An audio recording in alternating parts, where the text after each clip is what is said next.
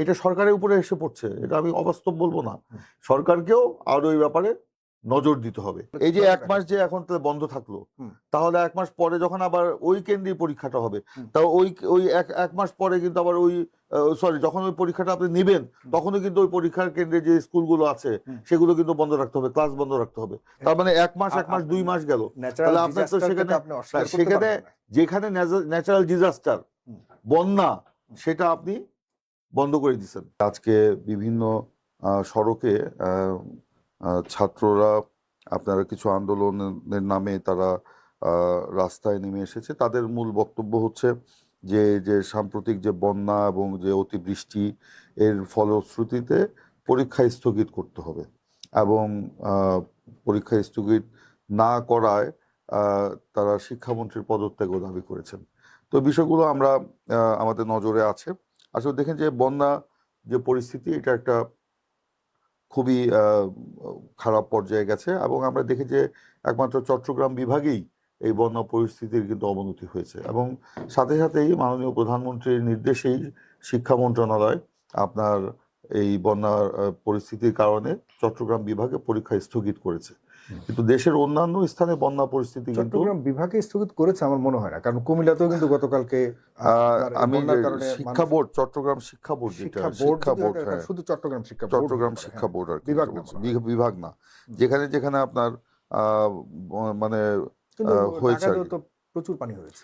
আমি বলছি, আমি ঢাকায় যে পানিটা, এটা বন্যার পানি না, এটা অতিবৃষ্টির কারণে এই পানিটা জমে গিয়েছিল এবং এটা হঠাৎ করে, মানে এটা ভোর রাত থেকে বৃষ্টি হওয়ার কারণে, সকালবেলার থেকে বৃষ্টি হওয়ার কারণে কিন্তু সেটা হয়ে যাবে। তখন অলরেডি আপনার পরীক্ষার্থীরা বাসা থেকে বের হয়ে গেছে এবং অনেকে পরীক্ষা দিয়েছে এবং এগুলির ব্যাপারে আমরা কিন্তু নজর দিচ্ছি। এবং মাঠ পর্যায়ে যারা কর্মকর্তা, এই সিদ্ধান্তগুলো কিভাবে আসে, যে মাঠ পর্যায়ের কর্মকর্তাদের একটা রিপোর্ট কিন্তু আগে পাঠায় যে হ্যাঁ এখানে পরীক্ষা নেওয়ার মতো পরিস্থিতি নাই বা আছে। তো মাঠ পর্যায়ের কর্মকর্তারা পরীক্ষা নেওয়ার মতো পরিস্থিতি আছে বলেই আপনারা তখন জানিয়েছেন। তাৎক্ষণিকভাবে, যেহেতু পরীক্ষা সকাল 10টা থেকে শুরু হচ্ছে, তাৎক্ষণিকভাবে হয়তো মন্ত্রী, সচিব ওনারা মানে যোগাযোগ করে ততক্ষণে হয়তো পরীক্ষা শুরু হয়ে গেছে, যে কারণে আপনার সেই দিন পরীক্ষাটা স্থগিত করা যায় নাই। যদি আগের দিন আপনার পানিটা এইভাবে আসতো বা রাতেই যদি হয়তো সকালবেলা হয়তো স্থগিত করে দিতে পারতো। তো যাই হোক, তারপরেও এটা আমরা বিবেচনায় রাখার জন্য আমরা মানে আহ্বান জানিয়েছি এবং আমাদের যতটুকু খবর, যে শিক্ষা মন্ত্রণালয়ের কর্মকর্তারা তারা এই যে সেদিনে যে ল্যাকিংসটা ছিল, যে সেটার ব্যাপারে তারা খুব বেশি কনসার্ন এবং মাঠ পর্যায়ের কর্মকর্তাদের, আমি আবারও বলছি, মাঠ পর্যায়ের কর্মকর্তাদের রিপোর্টের উপরে কিন্তু এই পরীক্ষাটা হয়েছে। তারপরেও ব্যক্তিগতভাবে আমার মত সে পরীক্ষাটা সেই তাৎক্ষণিকভাবে স্থগিত করা যেত। তো যাই হোক, যেটা হয়ে গেছে, ভবিষ্যতে যাতে এগুলো না হয় সেদিকে দেখতে হবে। তবে এখন ধরেন যেখানে বন্যা নাই সেখানে আপনি পরীক্ষা স্থগিত করবেন কেন? আপনার সেটা তো একটা তাই বলে আবার কোনো সময় শীত থাকবে, কোনো সময় বর্ষা থাকবে। আমরা তো ছোটবেলায় যখন পরীক্ষা দিতে গিয়েছি, আমার তো মনে হয়েছে আমরা বৃষ্টিতে, ঝড় বৃষ্টিতে ভিজে ভিজে আমরা স্কুলে গিয়েছি, কোনোদিন তো স্কুল কামাই দেয়নি। স্কুলে যাওয়া এক জিনিস, আর পরীক্ষা একটা প্রস্তুতিমূলক বিষয় আছে, মানসিক ট্রমার মধ্যে তারা অনেকে আছে। এটা থাকবে। চট্টগ্রামে একদিকে পরীক্ষা হচ্ছে না এবং সেখানকার মানুষেরও খুব করুণ অবস্থা। চট্টগ্রামে পরীক্ষা হচ্ছে না তো। হ্যাঁ, না ঠিক আছে, এসব দেখে অন্য পাশের শিক্ষার্থীরা কি মানসিক, না আমার মনে হয় না এইটা ঠিক না। আরো এক মাস পরে যদি করা হতো বা করার ধরেন একটা পরীক্ষার জন্য একটা ব্যাপক প্রস্তুতি থাকে, যে সব কেন্দ্রগুলিতে পরীক্ষা হয়, পরীক্ষা কেন্দ্র সেগুলি কিন্তু বন্ধ ঘোষণা করা হয়েছে আগের থেকেই। সেখানে কিন্তু স্বাভাবিক ক্লাস কিন্তু হচ্ছে না। এটা কিন্তু ইউরোপ, আমেরিকা, শিক্ষা ক্যালেন্ডার ব্যাঘাত ঘটবে, ব্যাপারটা কি? হ্যাঁ তাই ব্যাঘাত। এই যে 1 মাস যে এখন বন্ধ থাকলো, তাহলে 1 মাস পরে যখন আবার ওই কেন্দ্রে পরীক্ষাটা হবে, তাও ওই এক মাস পরে কিন্তু আবার ওই যখন ওই পরীক্ষাটা আপনি নিবেন, তখনও কিন্তু ওই পরীক্ষার কেন্দ্রে যে স্কুলগুলো আছে সেগুলো কিন্তু বন্ধ রাখতে হবে, ক্লাস বন্ধ রাখতে হবে। তার মানে 1 মাস 2 মাস গেল। তাহলে আপনার তো সেখানে যেখানে ন্যাচারাল ডিজাস্টার, বন্যা, সেটা আপনি বন্ধ করে দিচ্ছেন। এরকম যদি আরো পরিস্থিতির সৃষ্টি হয়, বন্যা যদি, এইদিকে তো আমরা খেয়াল রাখছি, বন্যার কারণে যদি পানি উঠে যায়, অন্যান্য অঞ্চলেও যদি উঠে, সেখানেও একই পদ্ধতি অনুসরণ করা হবে, পরীক্ষা স্থগিত হয়ে যাবে। কিন্তু যেখানে আপনার বন্যা নাই, একটা স্বাভাবিক বৃষ্টি হয়েছে। হ্যাঁ, সেদিন হয়তো যেদিন ঢাকা শহর পানিতে সয়লাব হয়ে গেছে, সেদিন হয়তো এখানে স্থগিত করা যেত, এটা আমি ব্যক্তিগত মত। কেন করে নেই, আমি যতদূর আমি খবর নিয়েছি মাঠ পর্যায়ের কর্মকর্তাদের হয়তো কিছু, এবং সেটা কর্মকর্তাদের দায় কে নিবে? এটা সরকারের উপরে এসে পড়ছে, এটা আমি অবাস্তব বলবো না।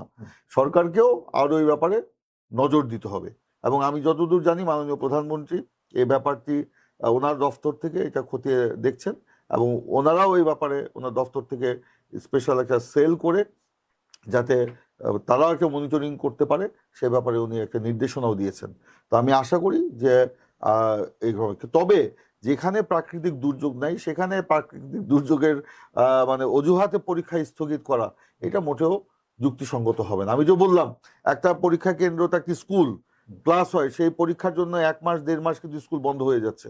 এখন আপনার পরীক্ষা যদি এখন না নিয়ে পরের মাসে যদি নেন, তাহলে পরের মাসেও কিন্তু ওখানে আর ক্লাস হচ্ছে না। তো স্বাভাবিক শিক্ষা কার্যক্রম তো আপনার ব্যাহত হবে, ক্যালেন্ডারের একটা পরিবর্তন আসবে।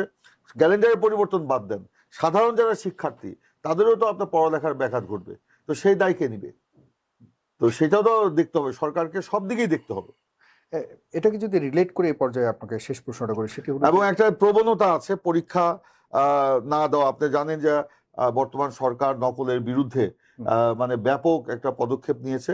নকল আমাদের একটা সময় একটা জাতীয়করণ করা হয়েছিল এরকম একটা মনে হচ্ছিল আর কি, এবং ব্যাপক নকল হতো বিগত আওয়ামী লীগ আমলে। তখন শিক্ষার্থীদের এবং অভিভাবকদের মধ্য থেকে কিন্তু এই বিরুদ্ধে ব্যবস্থা নেওয়ার একটা দাবি উঠেছিল, এবং সেই কারণে সেই দাবির প্রতি আমরা সংবেদনশীল থেকেই নকলের বিরুদ্ধে কিন্তু বর্তমান সরকার একটা মানে কঠোর পদক্ষেপ নিয়েছে।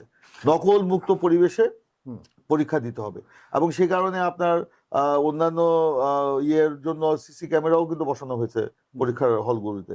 সেটা নিয়েও কিন্তু ছাত্রদের বিক্ষোভ আমরা দেখেছি।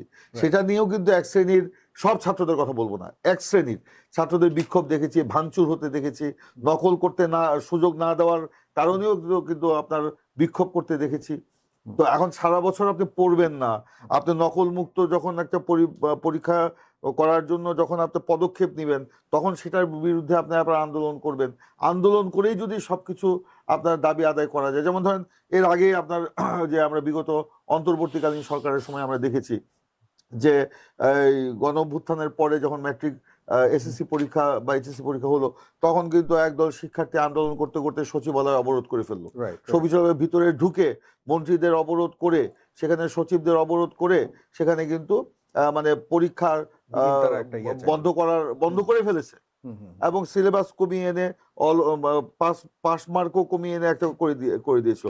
এই প্রবণতা কিন্তু আমাদের ঠিক না, আমাদের এখান থেকে বের হয়ে আসতে হবে। এইটা যদি তখন অন্তর্বর্তীকালীন সেই সরকারের সেই সিদ্ধান্তটাও কিন্তু সঠিক ছিল না। তখন যদি তারা বলতো যে ঠিক আছে, এই আন্দোলনের জন্য বা গণ অভ্যুত্থানের জন্য ছাত্ররা আপনার পড়ালেখা করতে মানে প্রিপারেশন নিতে পারে নাই, তো পরীক্ষাটা আমরা 2 মাস পরে নিই বা 3 মাস পরে নিই, পুরো ইয়ার বাদ দেওয়া, ইয়ার আপনার বাদ দিয়ে, বা অটো পাস কিংবা ওই যে মার্কস কমিয়ে আনা, বা এইভাবে খাতাকে আপনার ইয়েভাবে দেখা, মানে মানে উদারভাবে খাতা দেখার একটা যে এই জিনিসগুলো আসলে ঠিক হয়নি। দরকার হলে 3 মাস তখন পরীক্ষাটা পিছিয়ে দিলেই কিন্তু হতো, কিন্তু তখন ওই আন্দোলনের কারণে সচিবালয় অবরুদ্ধ হওয়ার কারণে কিন্তু ওই সিদ্ধান্তটা তারা নিতে বাধ্য হয়েছে। পরবর্তী কিন্তু শিক্ষা যিনি উপদেষ্টা ছিলেন তিনিও কিন্তু পরে স্বীকার করেছেন যে কাজটি করা ঠিক হয়নি। এটাকে একটা টেন্ডেন্সি হয়ে গেছে কথা বলছি না, আমি বলছি এই প্রবণতা যাতে আমাদের মধ্যে আর না থাকে, এটা আমাদের জন্য খারাপ হবে। শেষ প্রশ্নটা ছোট্ট করে যদি আপনি বলেন, বড় প্রশ্ন যদিও, মর্নিং শোজ দ্য ডে, 4 মাসে আপনি আপনার সরকারকে কি মূল্যায়ন করবে জানি না, তবে জনগণের পক্ষ থেকে একটা মূল্যায়নের জায়গা তৈরি করতে চাচ্ছে আপনার মন্ত্রী, দায়িত্বপ্রাপ্ত মন্ত্রী, এমপিরা, বিশেষ করে মন্ত্রীদের জায়গায় তারা কতটুকু ভালো করছে বলে মনে করছে? দেখুন, 4 মাসে একটা সরকারের সবকিছু বিবেচনা করতে পারবেন না, এটা কোনো স্বাভাবিক সময় সরকার প্রতিষ্ঠিত হয়নি। একটা ফ্যাসিবাদের পরে তারপর একটা দীর্ঘ সময় অন্তর্বর্তীকালীন সরকার ছিল, তাদের তো কোনো রাজনৈতিক অভিলাষ ছিল না। তারপরে তো আমরা দেখেছি রাজনৈতিক কিছু অভিলাষ তারা বাস্তবায়ন করেছে, এবং তারপরে যে ভঙ্গুর অর্থনীতি, একটা বিশৃঙ্খল পরিবেশ, সেখানে সরকার সংসদ গঠনের মধ্য দিয়ে অনেক কাজ কিন্তু সামনে এসছে, অনেক চ্যালেঞ্জ কিন্তু মোকাবেলা করতে হচ্ছে। 4 মাসেই একটা মন্ত্রিসভার আপনার সমস্ত কিছু বিবেচনা করার সুযোগ নাই, সাফল্য বা ব্যর্থতা। প্রধানমন্ত্রী নিজেও কিন্তু সংসদীয় দলের সভায় নিজেই বলেছেন তারেক রহমান সাহেব, যে এইটা যাদেরকে মন্ত্রী মানে হয়েছেন তাদের মনে করার কোনো কারণ নাই যে অনন্তকাল ধরে তারা এই দায়িত্বেই থাকবেন। তাদের পারফরমেন্সের উপরে কিন্তু হবে। একটা মানুষকে মূল্যায়ন করার একটা সময়ও আছে, সুযোগ আছে। সেই সময়টা ন্যাচারাল যে সময়টা, সেই সময়টা হয়তো আমরা দেব, তারপরে হয়তো আমাদের সিদ্ধান্ত নিতে হবে। তাই মনে করার কোনো কারণ নাই যারা পারফরমেন্স শো করতে পারবেন না বা যারা মানে প্রত্যাশা অনুযায়ী কাজ করতে পারবেন না তারা অনন্তকাল ধরেই থাকবেন এমন কোনো মানে পরিবর্তন তো আসতেই পারে, আসবে এই ইনশাআল্লাহ। প্রশ্নের এগেইনস্টে আপনার অবস্থান হলো নো কমেন্টস। কোনটার? মানে ভালো মন্দ না, বিচারের আমি ক্ষেত্রে 4 আমি মাসের মনে করি মধ্যে 4 মাসেই এটা এখনো সেই বিবেচনা সময় করার আসেনি। কোনো সুযোগ নাই। তবে সুযোগ হচ্ছে নিশ্চয়ই। 4 মাসের সুযোগ নাই, 6 মাসে যে সে সুযোগ থাকবে না এটা তো বলার কোনো কারণ নাই।